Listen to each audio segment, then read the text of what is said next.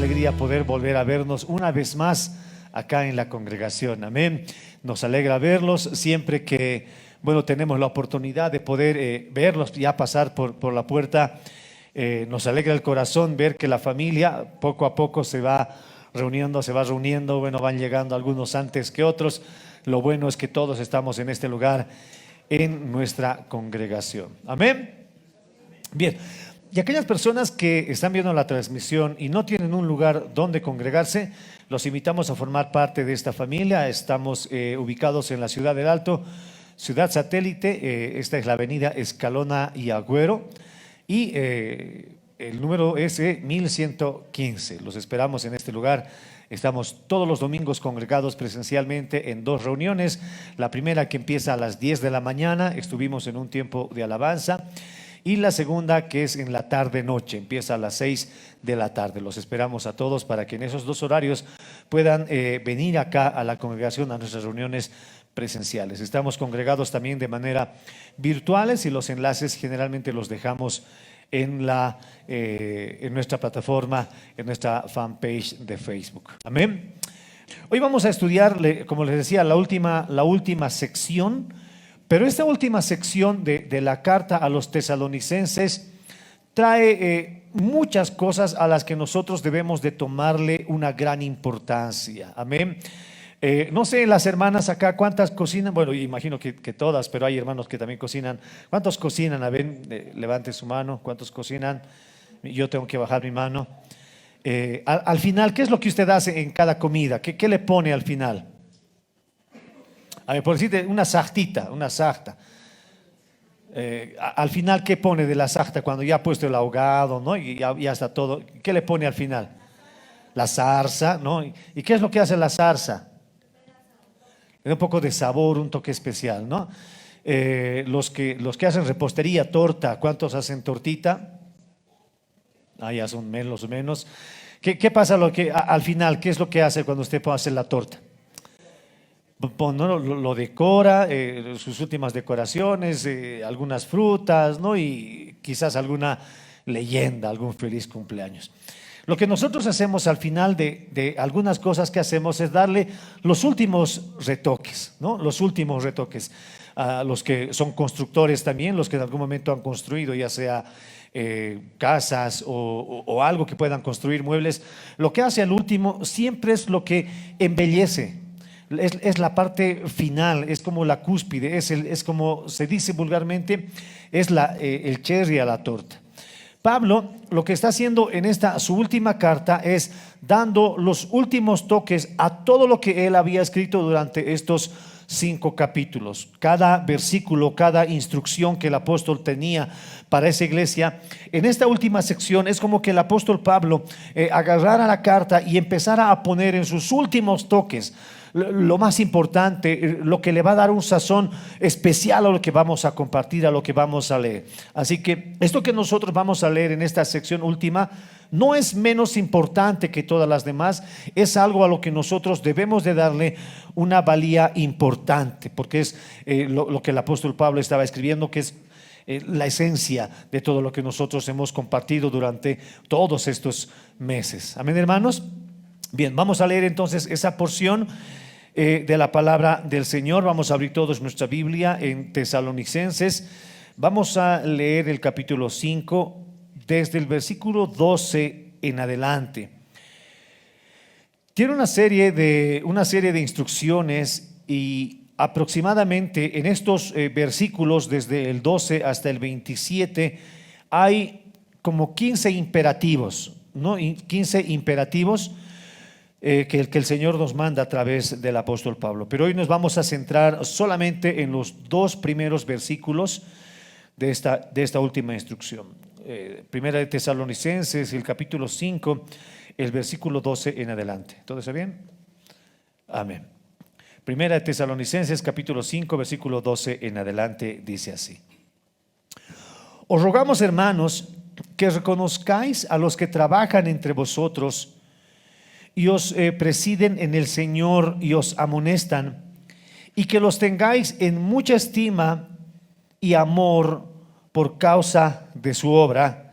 Tened paz entre vosotros. Amén. Palabra del Señor. Oremos un momento. Señor, en este día, Dios mío, te damos gracias porque tú, Señor, nos has reunido como iglesia. Padre, te damos gracias porque tú nos congregas, Señor, en este día. Venimos de distintos lugares, Señor, venimos de distintas ocasiones, Padre. Son distintas la vida, Dios mío, que cada uno de nosotros tenemos antes de venir aquí a la iglesia.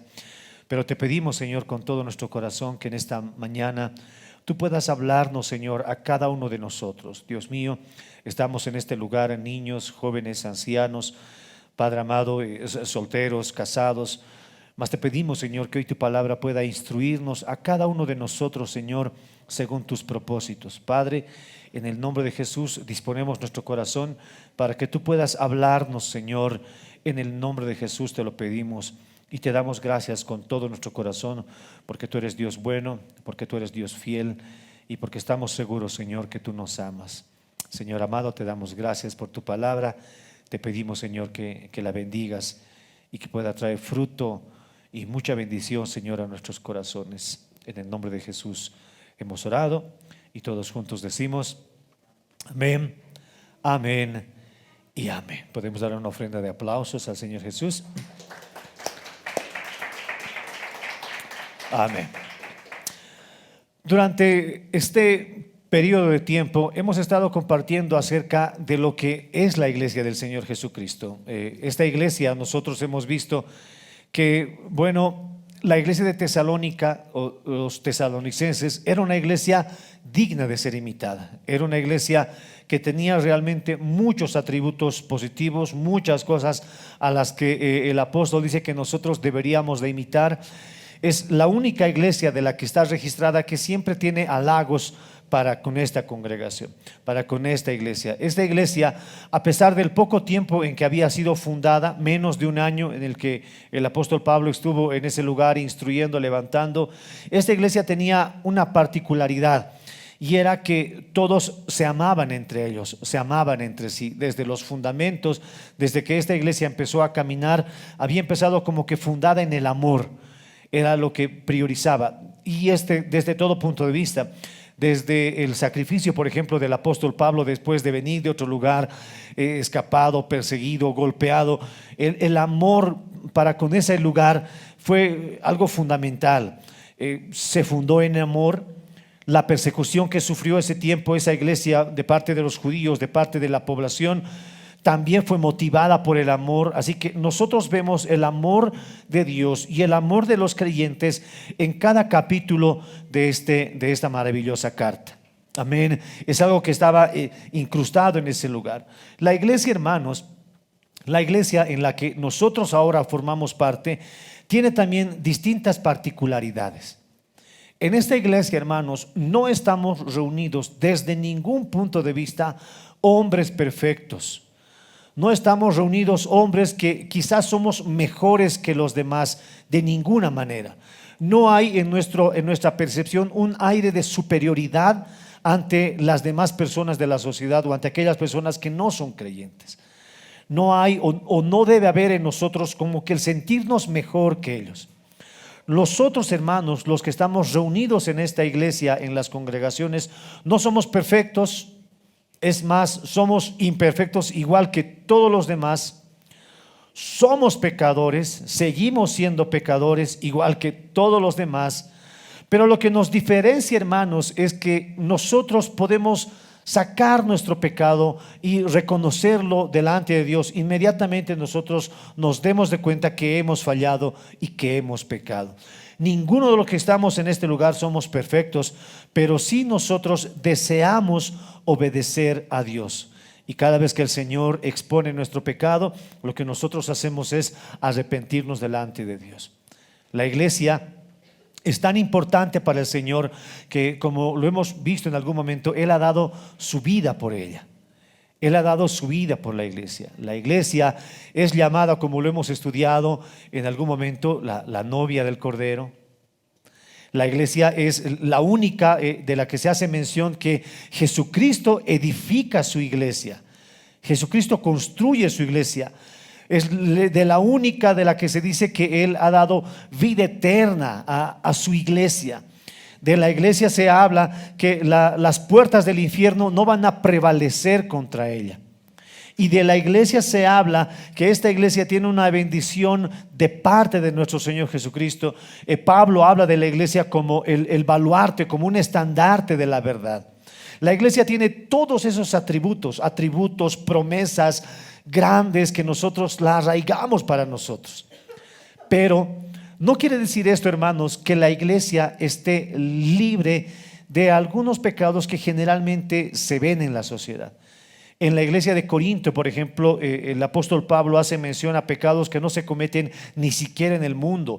Y Pablo lo que hace es exhortar a esa iglesia, exhortar de una manera fuerte, de una manera dura, porque ellos no deben de cometer ese tipo de pecados. Sin embargo, en la carta a los tesalonicenses nosotros vemos una serie de instrucciones que hacen que esa iglesia, de lo buena que es esa iglesia, pueda seguir mejorando y pueda seguir creciendo en amor para el Señor. Lo que hace el apóstol Pablo es dar instrucciones. Ahora, cuando nosotros vemos que se dan instrucciones, hay algunas instrucciones, y los papás saben mejor que nada esto, hay algunas instrucciones que son correctivas y hay algunas instrucciones que son preventivas. Hay algunas instrucciones que nosotros damos a nuestros hijos para corregir algo.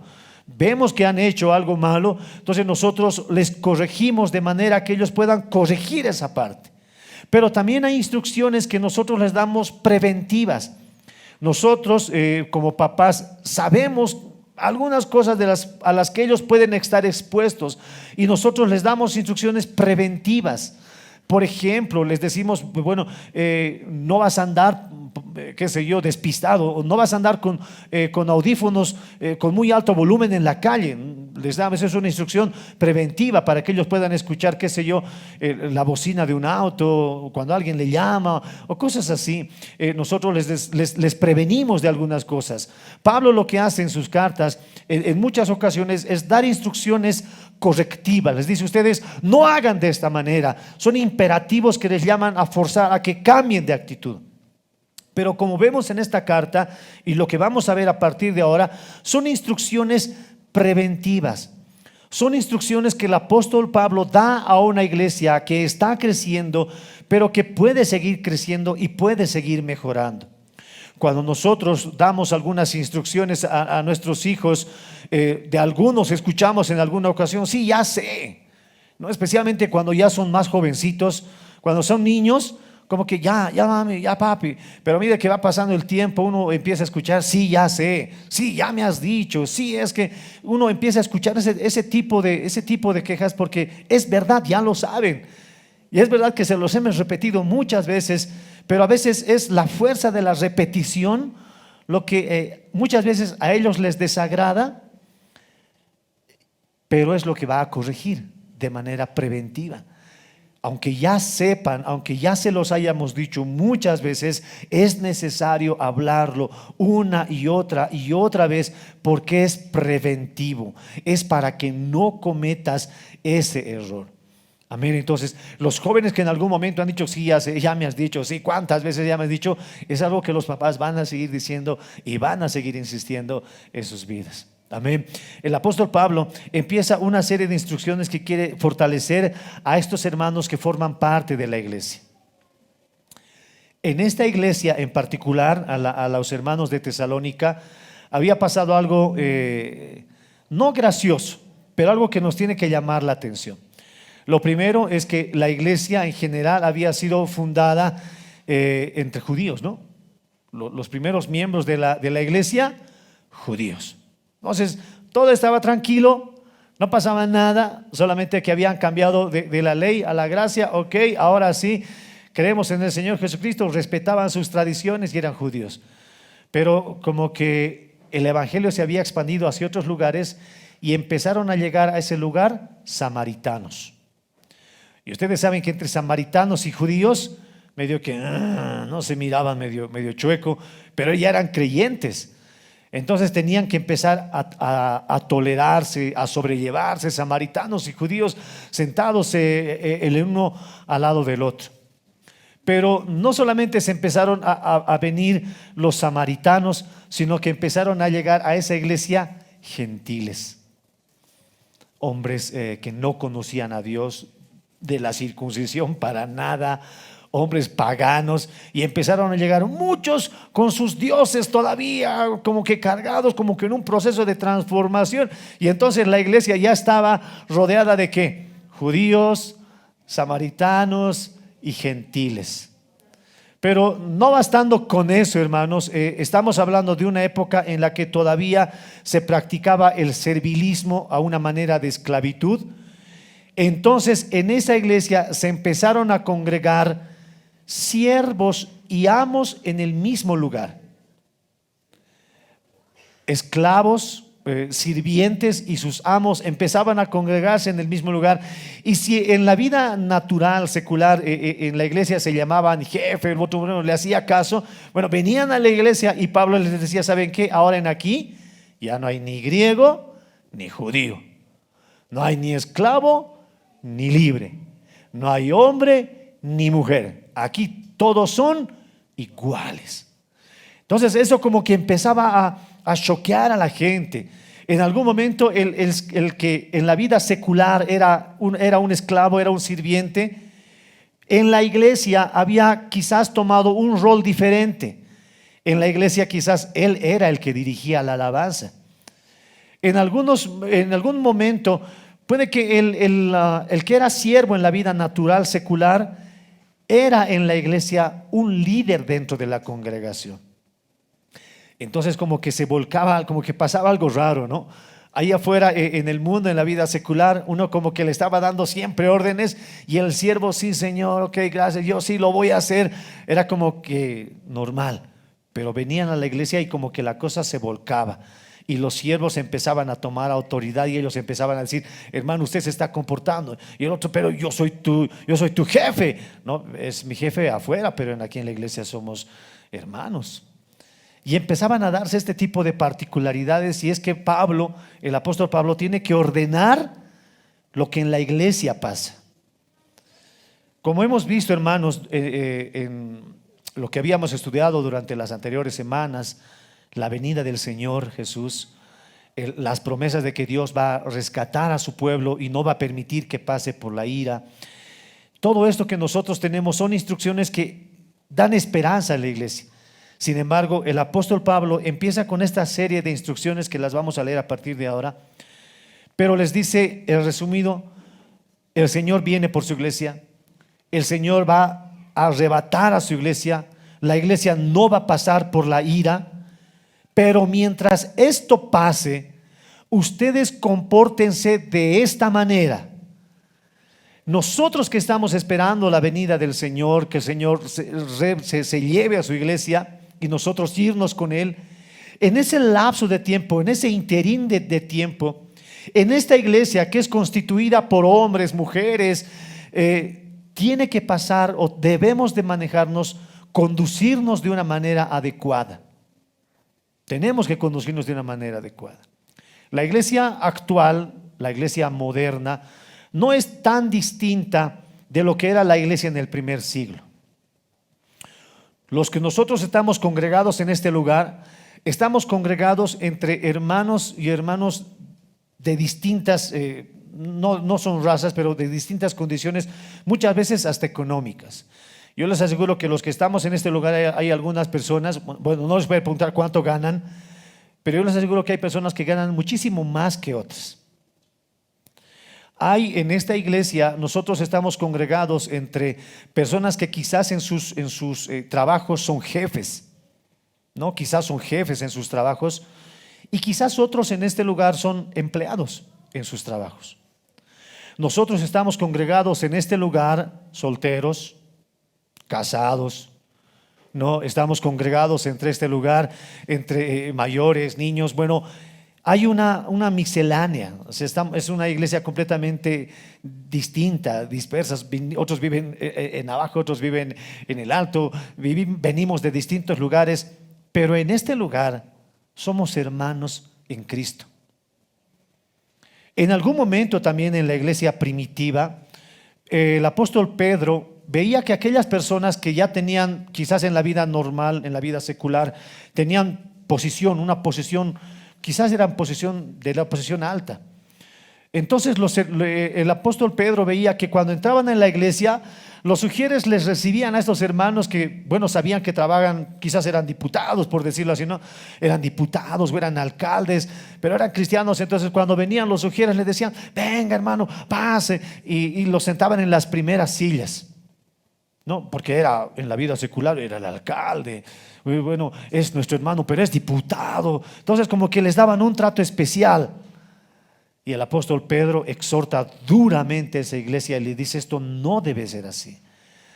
Ustedes no deben de hacer acepción de personas. Deben de tratar al pobre o al rico, deben de tratarlo de la misma manera. ¿Por qué? Porque esta iglesia, hermanos, la iglesia, la visible, la que nosotros formamos parte, tiene esta característica. Somos hermanos en Cristo, pero a veces estas diferencias, incluso de pensamiento, pueden traernos a nosotros ciertas dificultades a la hora de convivir como hermanos. Entonces es por eso que el apóstol Pablo, como se ve forzado a dar instrucciones preventivas a esta iglesia en Tesalónica. Mientras venga el Señor Jesús y mientras el Señor los lleve, mientras ustedes estén conviviendo dentro de una iglesia, tomen en cuenta estos no consejos, estos imperativos, eran órdenes, pero de manera preventiva. Condúzcanse así en la iglesia. Entonces nosotros a partir de ahora vamos a empezar a leer una serie de instrucciones que tienen que llamarnos poderosamente la atención a la hora de conducirnos en nuestras congregaciones. Amén. Una de las virtudes de los sermones expositivos es que nosotros podemos estudiar el texto en su contexto. No, rara vez, por ejemplo, nosotros podemos tocar este tipo de temas, porque son temas medio que, a ver, ¿qué domingo lo comparto? ¿No? Uno pensaría, a ver, ¿qué domingo compartimos de esto? Yo no creo que si buscara el domingo no lo encontraría. Pero cuando nosotros estudiamos de manera consecutiva, nosotros estamos forzados, obligados por el Señor a tocar esos temas que deben de tocarse entre nosotros. Amén. Leamos nuevamente nuestro verso clave. Primera Tesalonicenses, capítulo 5, versículo 12 al versículo 13. Leemos: os rogamos, hermanos, que reconozcáis a los que trabajan entre vosotros y os presiden en el Señor y os amonestan, y que los tengáis en mucha estima y amor por causa de su obra. Tened paz entre vosotros. Pero ahora quiero leerles la nueva versión internacional, que es una versión un poco más entendible quizás. Primera Tesalonicenses igual, capítulo 5, versículo 12 y versículo 13. Dice: amados hermanos, honren a sus líderes en la obra del Señor. Ellos trabajan arduamente entre ustedes y les dan orientación espiritual. Ténganles mucho respeto y de todo corazón demuéstrenles amor por la obra que realizan y vivan en paz unos con otros. El liderazgo o los que forman parte de los quehaceres en el servicio de una iglesia deben de ser tomados en cuenta. Lo que pasa, hermanos, en nuestra iglesia actual, en nuestra iglesia moderna, es que tenemos muchas veces las dos cosas en polos opuestos. Lastimosamente se ve en la iglesia que uno tiene el estigma de honrar a los líderes, pero de una manera muy extravagante. Y esto se ha convertido en que muchos líderes y pastores han tomado una autoridad que no les corresponde ante la iglesia, un autoritarismo ante la iglesia. Pero por otro lado, también se ha tomado de una manera tan superficial que los que dirigen o los líderes en la iglesia no son tomados en respeto y son normal y bueno, no pasa nada, es el hermanito que hace, bueno, su llamado, ¿no? Y estos dos polos generalmente son vividos en la iglesia. Por un lado, aquellas personas, líderes o pastores que en honor al rango, qué sé yo, al cargo que ellos están viviendo, toman ese cargo como un impositivo y como que todos los demás están a su disposición o a su orden. Lastimosamente, en la iglesia actual vemos que en muchos lugares estos líderes toman cierta autoridad o ciertas atribuciones que no competen a un líder, que no competen a un pastor. Muchos de estos hombres se creen líderes o dueños de las almas de los que se congregan en ese lugar, mencionando que si es que te vas a ir de esta iglesia o no, yo lo tengo que decidir. Si es que viajas o no, yo lo tengo que decidir. O me tienes que honrar de esta manera. Y en muchos otros casos y en muchos lugares se puede ver pastores, por ejemplo, que ellos andan y como que andan con sus guardaespaldas. Yo he visto y lastimosamente se ve eso.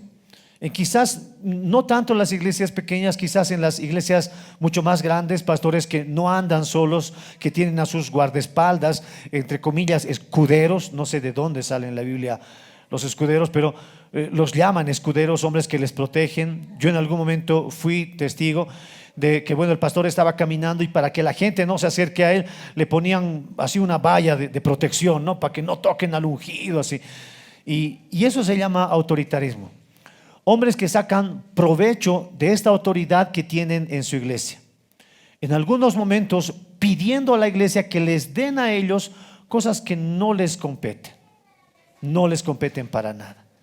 Pero como les decía, por otro lado, vemos también un irrespeto hacia aquellas personas que sirven y trabajan o tienen algún cargo o son líderes dentro de la congregación. Estos dos polos son dos polos que se ven ahora en la iglesia actual. Usted no me va a dejar mentir, esto es algo que se ve en todos los lugares.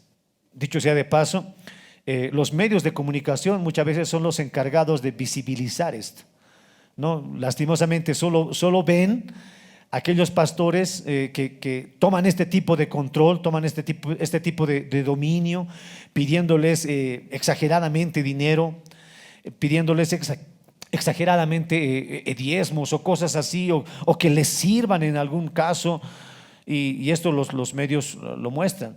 No se ve lo otro tanto porque los medios no lo visibilizan tampoco, pero de que están ahí. El liderazgo, hermanos, dentro de la congregación, dentro de nuestras iglesias, es un asunto prioritario desde la institución de la iglesia. Ya desde el Antiguo Testamento nosotros podemos ver que el Señor se había encargado siempre de levantar líderes que puedan conducir al pueblo. En el Antiguo Testamento estaban los jueces, estaban también los patriarcas en su momento. Había cierto caudillismo en el Antiguo Testamento. Después se levantaron reyes, los sacerdotes, los profetas. Eran hombres encargados de poder liderizar al pueblo de Dios. Sin embargo, en el Nuevo Testamento nosotros, hermanos, empezamos a ver ciertos atributos de estos hombres o líderes para que ellos puedan dirigir a la congregación, liderizar a la congregación en distintas áreas. En el Nuevo Testamento, desde que la iglesia ha sido fundada, nosotros podemos encontrar tres acepciones, tres significados de liderazgo para con la iglesia. Una de ellas, por ejemplo, son los ancianos. Los ancianos. Los ancianos vienen de la palabra presbiterio. Anciano es la palabra con la cual se caracteriza a los líderes sabios y maduros espiritualmente. Podemos encontrar bastante referencia bíblica cuando Pablo habla acerca de los ancianos. ¿Quiénes eran los ancianos? Los pastores en ese momento. Pero también se los conoce con otra palabra, y estos son los obispos. Los obispos, deriva de la palabra episcopos, describe la supervisión y autoridad del líder espiritual. Entonces nosotros vemos obispos. Y nosotros también vemos al pastor o el pastorado. Y esto enfatiza a la responsabilidad del líder para alimentar y proteger a su rebaño. Entonces, estas tres palabras, anciano, obispo y pastor, se manejan indistintamente en distintas cartas, pero significan lo mismo: anciano, obispo o pastor. Amén. En nuestras congregaciones, por ejemplo, en muchas denominaciones se habla mucho de los obispos. En nuestras congregaciones se habla mucho de ancianos también. Usted ha debido escuchar, el anciano de esta iglesia es X persona, ¿no? Yo antes pensaba que anciano era literalmente un anciano. Así un anciano. ¿Dónde está el anciano? No es tan anciano, es nomás joven. Pero se refiere a que es el pastor de esa iglesia. Amén. En ese sentido, por favor, no me llamen anciano, tampoco obispo. Pastor, Norman, hermano, no hay problema. Amén. Pero eso era lo que desde la iglesia, desde que se ha fundado la iglesia, empezaba a caminar. Ahora, ¿por qué Pablo empieza a escribir esto a los hermanos de Tesalónica? Porque habíamos visto que esta iglesia era una iglesia relativamente joven, menos de un año.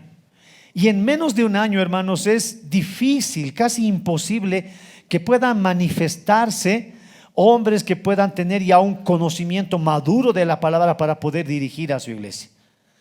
Y como les habíamos dicho, muchos esclavos en el mundo secular podían formar parte del liderazgo. Entonces, como que Pablo miraba una pata medio chueca y decía, no, esto puede terminar mal, es necesario que yo pueda puntualizar esto. Y es por eso que el apóstol les dice, hermanos, les ruego.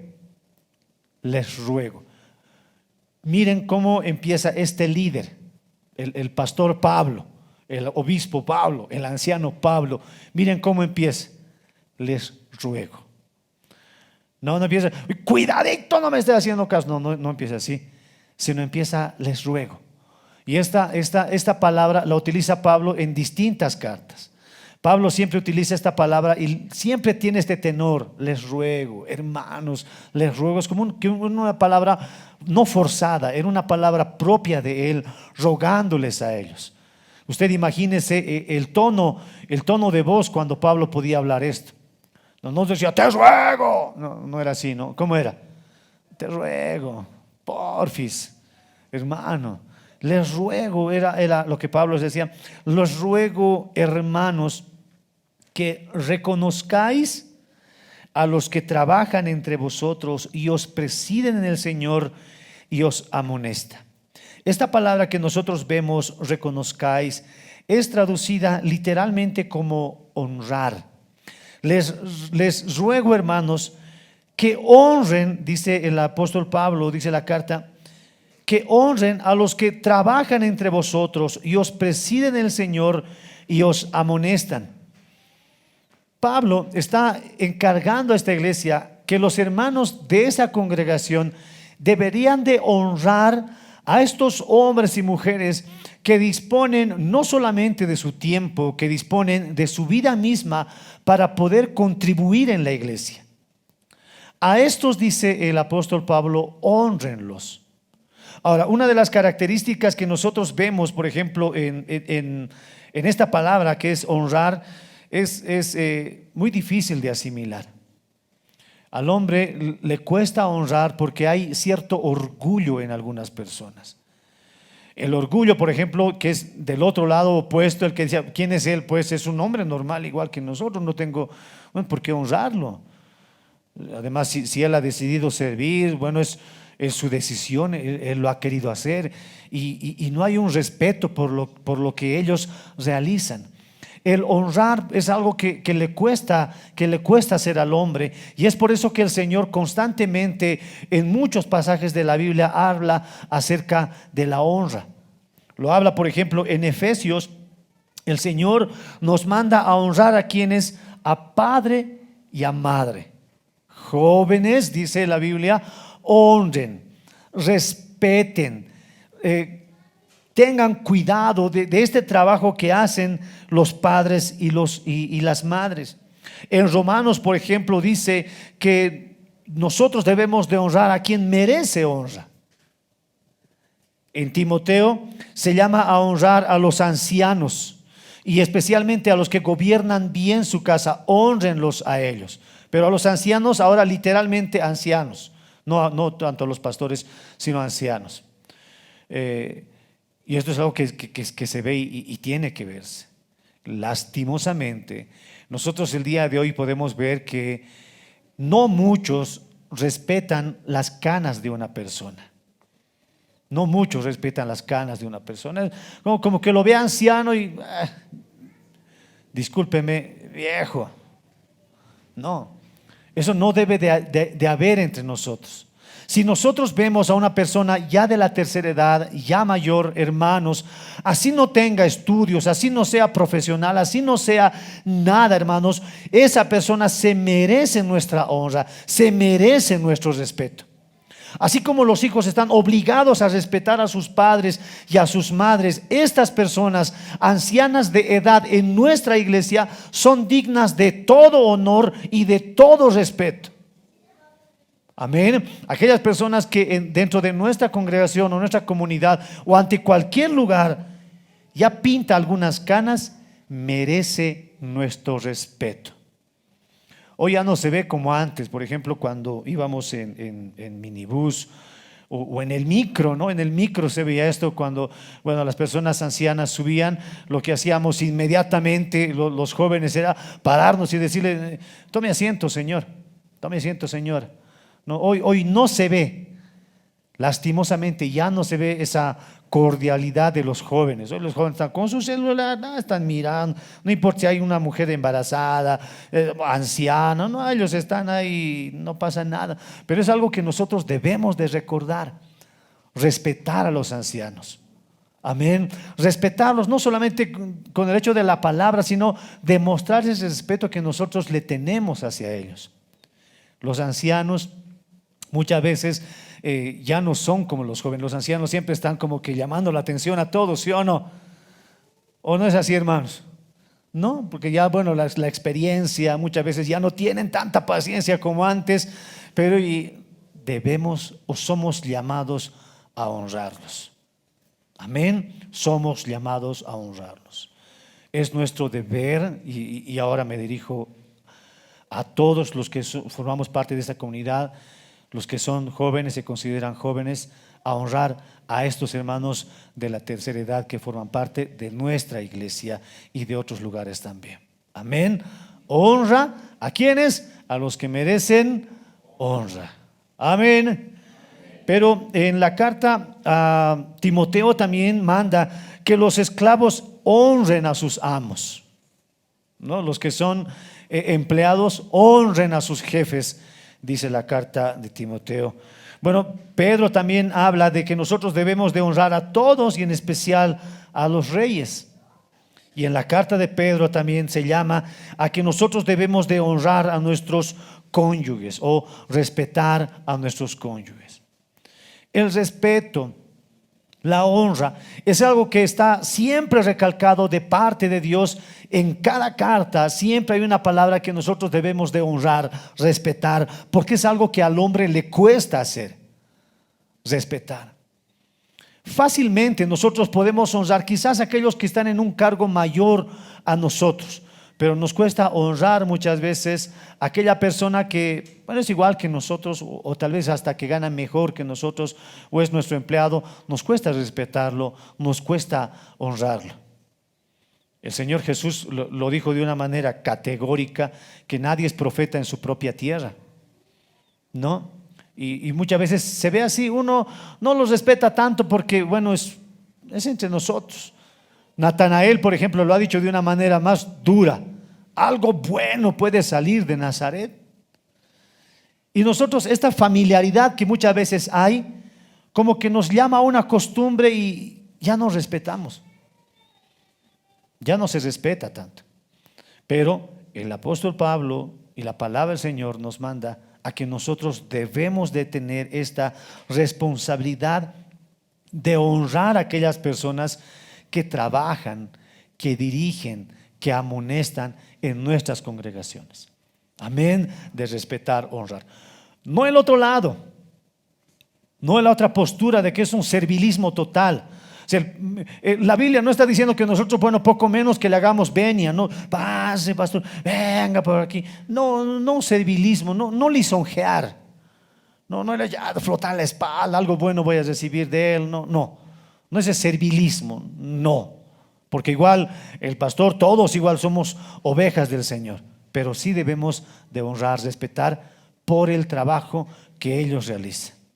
Este versículo encierra a tres cosas esenciales que hace un pastor. Por ejemplo, la palabra del Señor dice que ellos trabajan entre vosotros, porque el pastoreo o el liderizar una iglesia es un trabajo.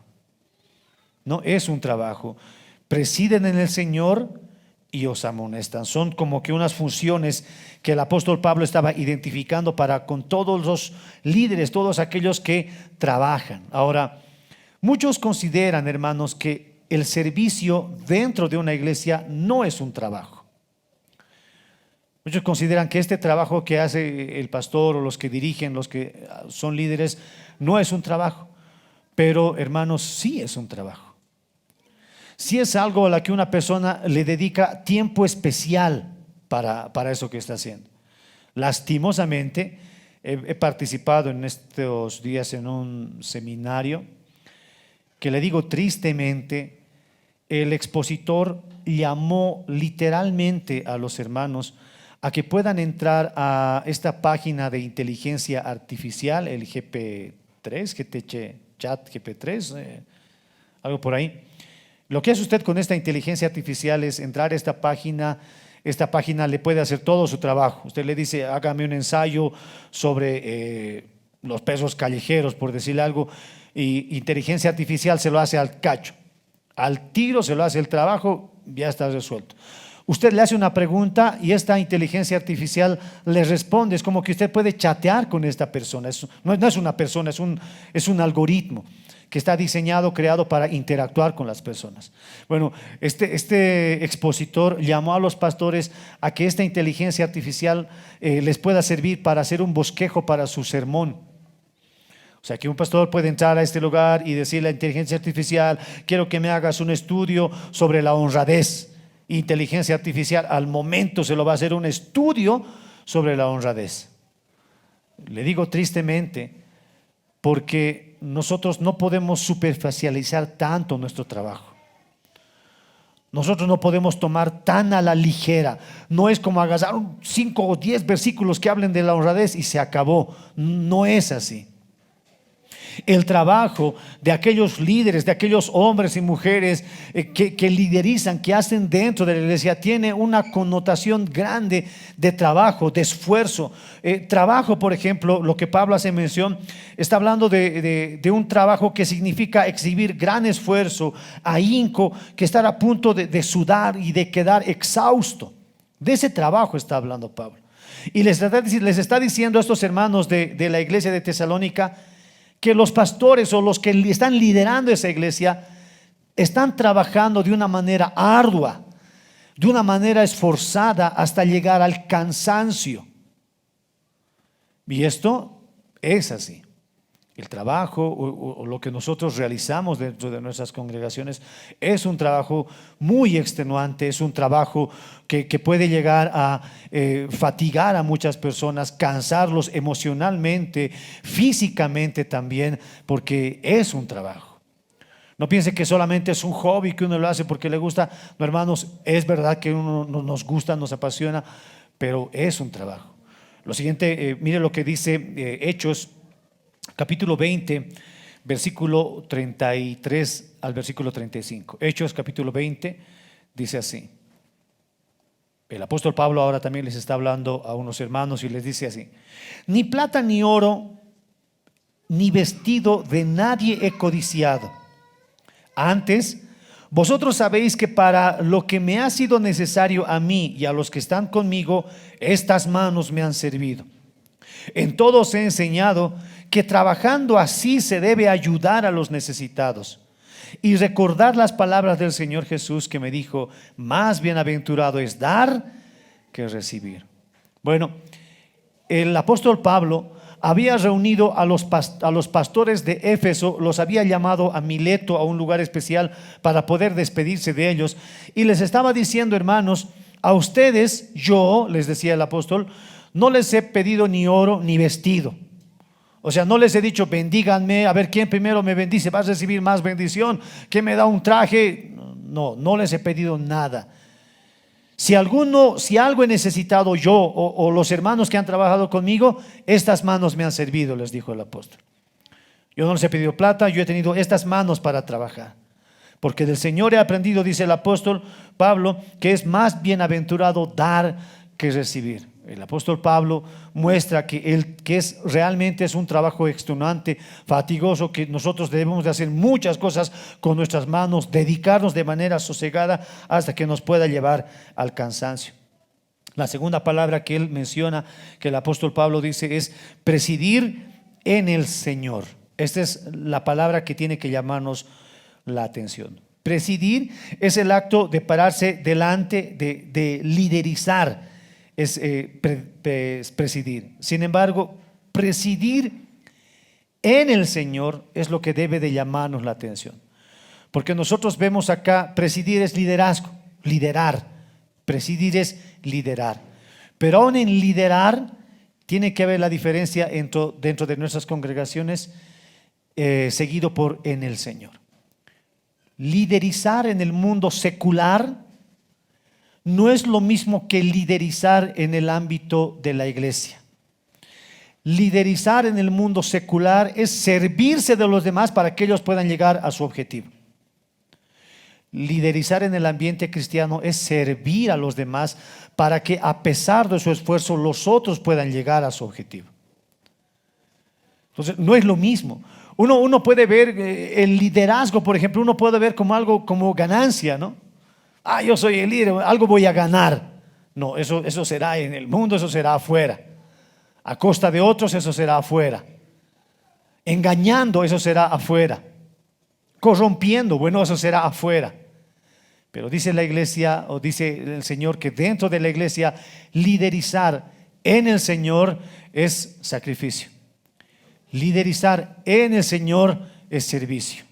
Liderizar en el Señor es para el bien de los demás a pesar de nuestro bien.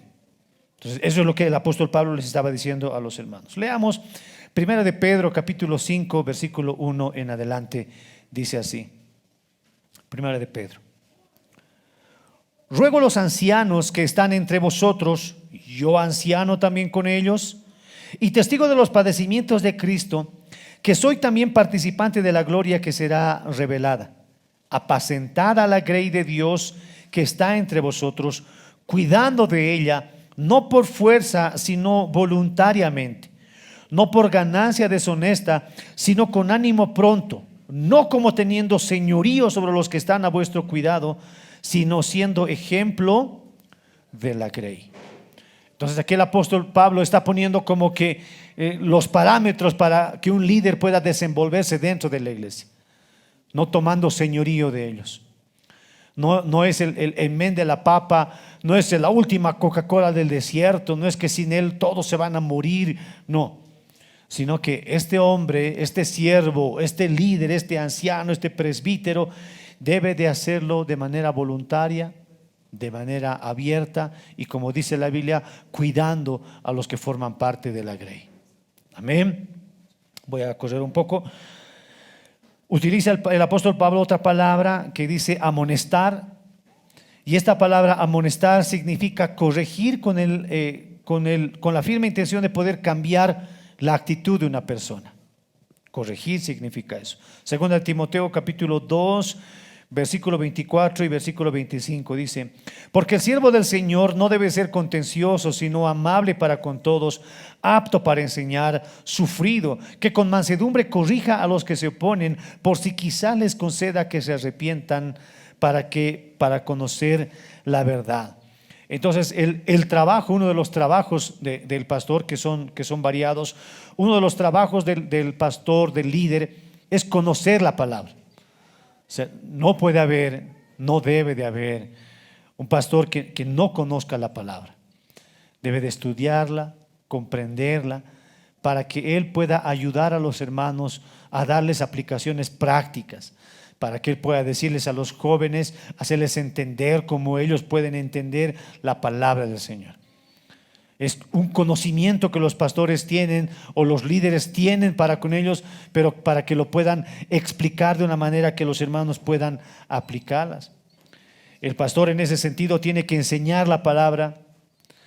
Los líderes deben de aconsejar, deben de orar por ellos, defender la verdad, visitar a los enfermos, casar a los que se enamoran, enterrar a los que mueren, consolar a los que pierden seres queridos, estudiar continuamente la palabra del Señor, amonestar en ocasiones, corregir en otras ocasiones, animar en otras ocasiones, porque es el trabajo del liderazgo, es el trabajo de los que trabajan dentro de la congregación. Amén. Es lo que el apóstol Pablo dice. Y honrar, hermanos, es como que el Señor está mostrando su autoridad. La autoridad de Dios, la autoridad del Señor se manifiesta dentro también de su iglesia. Habla mucho de la autoridad. La Biblia habla de que nosotros tenemos que someternos los unos a los otros. La Biblia nos habla de que nosotros debemos de someternos a nuestros padres.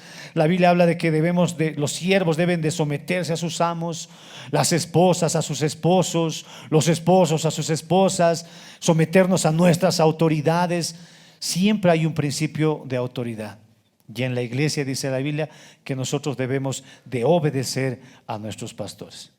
Pero no es una obediencia que no está escrita en la palabra. No es una obediencia que, bueno, yo lo voy a hacer porque mi pastor dice. Y la Biblia dice que tengo que hacerle caso. No, aún así, el anciano, el presbítero, tiene sus limitaciones. Uno no puede pedirle a uno que haga lo que le venga en gana. No, tiene sus limitaciones. Hebreos capítulo 13, versículo 17. Hebreos capítulo 13, versículo 17 dice así: obedeced a vuestros pastores y sujetaos a ellos, porque ellos velan por vuestras almas como quienes han de dar cuenta, para que lo hagan con alegría y no quejándose, porque esto no es provechoso. Entonces, vemos nosotros acá el consejo del apóstol Pablo de una iglesia que debe de someterse o debe de sujetarse a las instrucciones del pastor que provienen de la palabra de Dios. Eso es lo que está diciendo el apóstol. No es que yo, bueno, a mi pastor le voy a preguntar, a ver, ¿con quién me caso? ¿Con la Clara o con la Juana? No es, ¿qué hago? ¿Viajo o no viajo? Pues depende de usted. Quizás el pastor le pueda dar algunos parámetros, ¿no? Decía, a ver, ¿la Juanita es cristiana? Sí. Y la otra, no. Entonces, dice la Biblia, hermano, no os unáis en yugo desigual. Quizás pueda aconsejarte, pero a final de cuentas, el que va a meter la pata, el que se va a casar, es usted. Somos nosotros los que decidimos. El pastor puede aconsejar, el pastor puede quizás darte algunas instrucciones que vienen de la palabra del Señor, pero hermanos, tiene su límite. Y este límite muchas veces es lo que no se entiende en muchos lugares. Y es por eso que se ha entrado a un servilismo a estos hombres, como que se los ha puesto en un pedestal tan alto de que nadie puede decir nada sobre un pastor. No, hermanos, un pastor también puede equivocarse. Y si un pastor se está equivocando, el hermano en la iglesia está en toda la autoridad de poder ir donde el pastor y decirle: pastor, yo creo que usted se está equivocando en este punto. Obviamente lo va a hacer con respeto, con dignidad, no lo va a estar publicando en Facebook, está haciendo esto. No, obviamente hay criterio, sentido común de poder hablar con alguien y hacerle notar que está en error. Entonces, hermanos, el pastor en ese sentido es un hombre igual a todos. Puede cometer errores, igual se cansa, igual llora. Hay muchas ocasiones en las que, bueno, el pastor tiene que pararse delante de la iglesia como que no le hubiera pasado nada, como que no estuviera enfermo, como que no ha tenido una semana difícil, como que no ha pecado en esa semana. Uno tiene que pararse firme, uno muchas veces tiene que animar aunque él está desanimado, uno muchas veces tiene que consolar aunque él necesita consuelo, uno muchas veces tiene que pararse, está forzado a predicar la palabra del Señor aunque él no quiere hacerlo. ¿Por qué es así? Porque es hombre, se cansa, se fatiga, tiene sueño, está frustrado en ocasiones, pero muchas veces tiene que pararse como que olvidando todo lo que está atrás y ejercer el trabajo para el cual ha sido encomendado. Amén. Amén. Ese es el trabajo. Ahora, lo que dice el versículo 13, que es prácticamente lo mismo del versículo, solo que con otras palabras, dice así: y que los tengáis en mucha estima y amor por causa de su obra.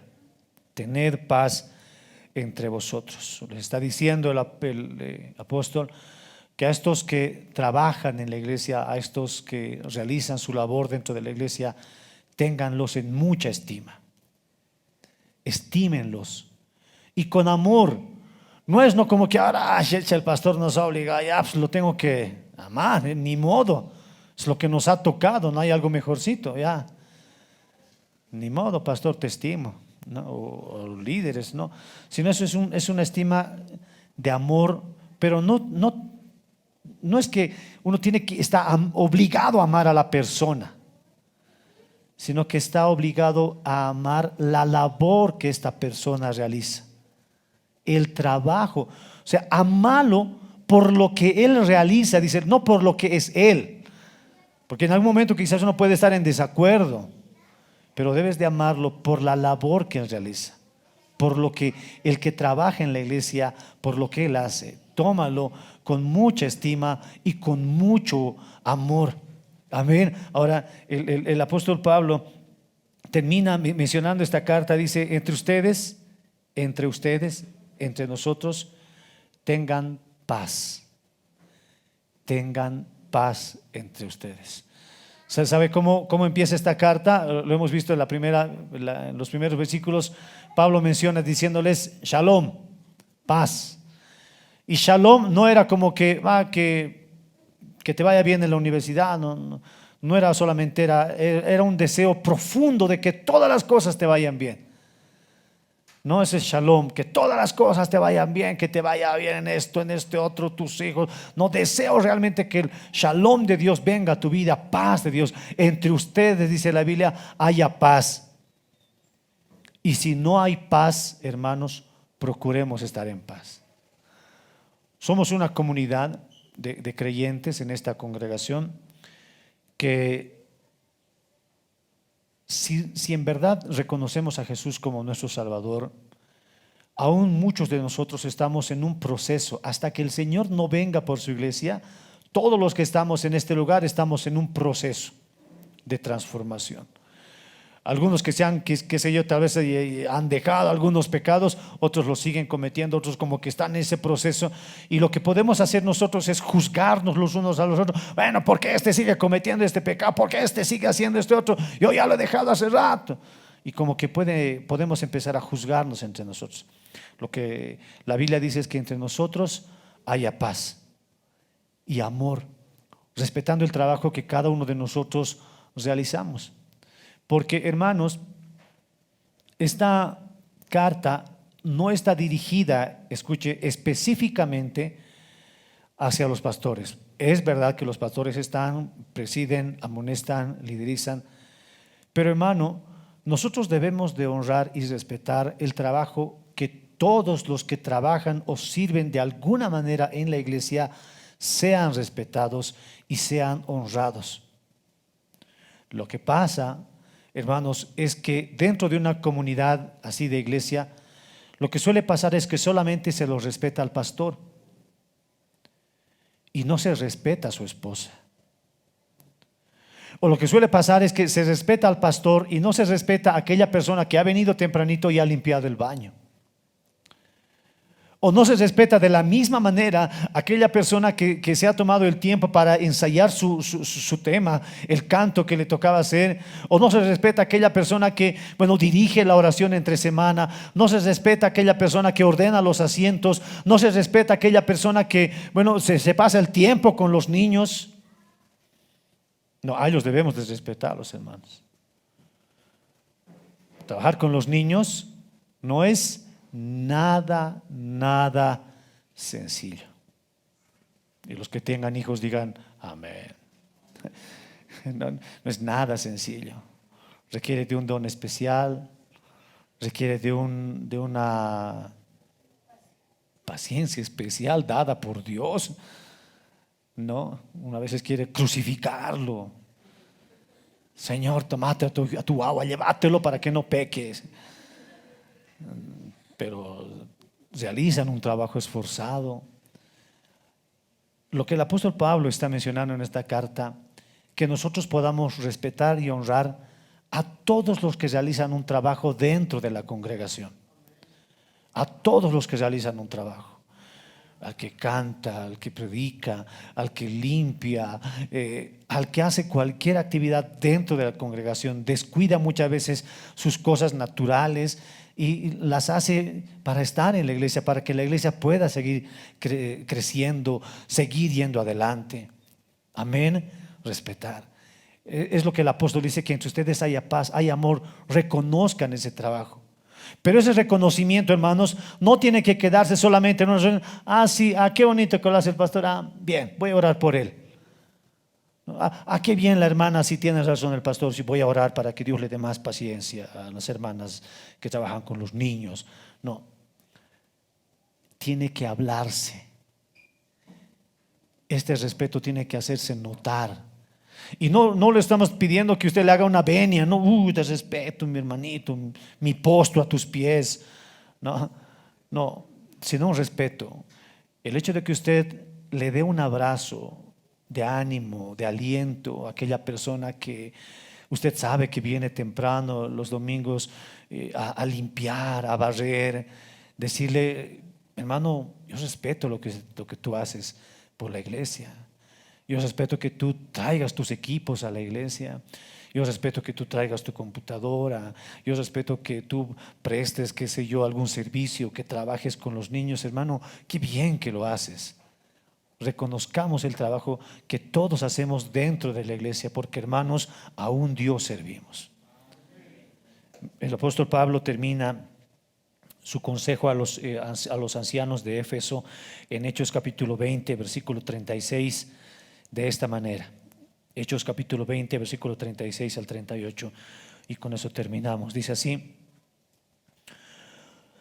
cuando hubo dicho estas cosas, el apóstol Pablo, después de haberles recomendado todo el trabajo que ellos tienen que hacer, cuando hubo dicho estas cosas, se puso de rodillas y oró con todos ellos.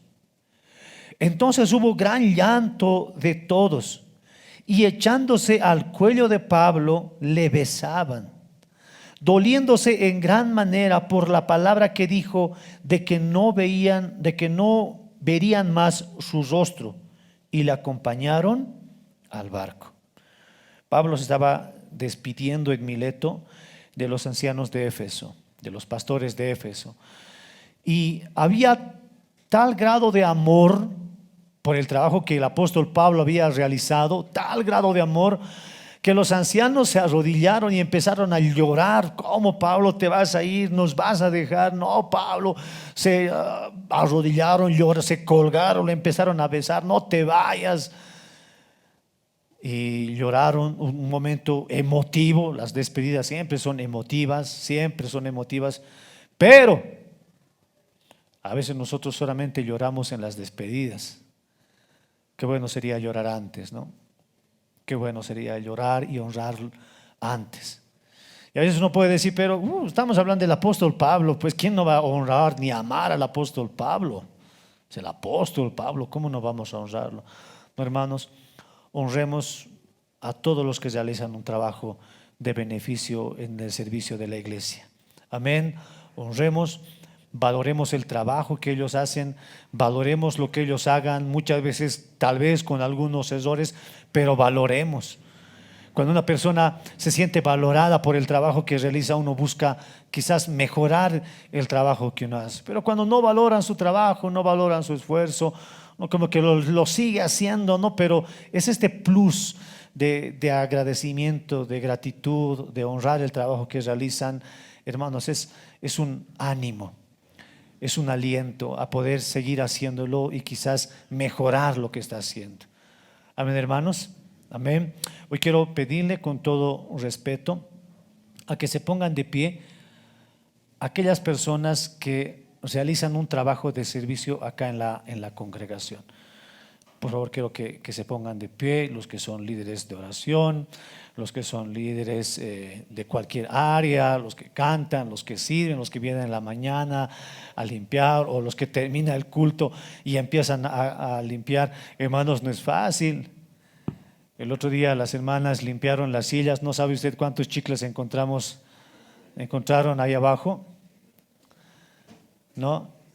¿No sabe cuántos encontraron? Algunos cuantos chicles por ahí.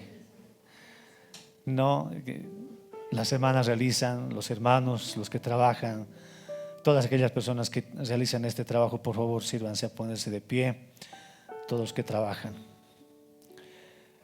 Hermanos, ya pues, porfis, hermanos, bien tímidos. Todos los que trabajan, realicen. Los que están a su costado, por favor, un abrazo para nuestros hermanos. Un abrazo para ellos. Diga, hermano, qué bien que estés trabajando. Qué bueno que sigas trabajando. Yo te aliento. Sigue. Qué bien por el esfuerzo que haces. Sigamos adelante, trabajemos. Hermano, te bendigo, diga. Gracias por venir temprano y dejar las sillas acomodadas. Gracias por venir y dejar el baño limpio. El otro dígale, manténlo limpio, hermano.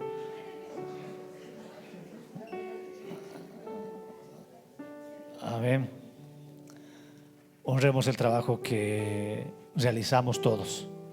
Pablo empieza esta serie de instrucciones acerca de cómo nosotros debemos de conducirnos dentro de nuestras congregaciones. Amén. No entremos en ese extremo del servilismo, pero tampoco vayámonos a ese otro extremo de que no me importa nada. Pongámonos en el centro, respetando a quien se tiene que respetar, honrando a quien se tiene que honrar, en amor, que es lo más importante. Amén, hermanos. Y hermanos, a los que no forman parte del servicio, hermanos, manos faltan para servir. No necesitas que el pastor te dé un cargo para que tú puedas realizar algo.